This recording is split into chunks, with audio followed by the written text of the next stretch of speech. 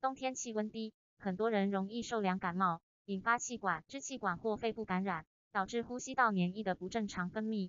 由于痰液持续堆积在气管中，所以即使在感冒痊愈后，咳嗽的症状也不会完全消失。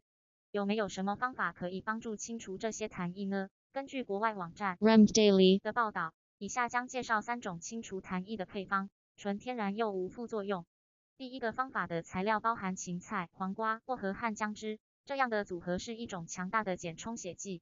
芹菜和黄瓜皆为有效的抗发炎剂，能帮助补充体内水分。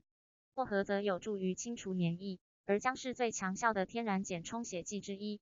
其二是用蜂蜜、苹果醋和椰子油混合姜茶，将一块新鲜的姜切片，再把姜片放入一个有盖的锅子里，煮沸后从火炉上移开，盖上盖子，让姜片浸泡15分钟，待其冷后却倒入容器中并放置于冰箱冷藏。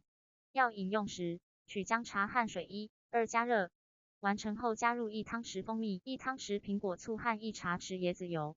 第三个方法是饮用白萝卜汁。白萝卜汁有助于消除因小麦和乳制品生成的痰液。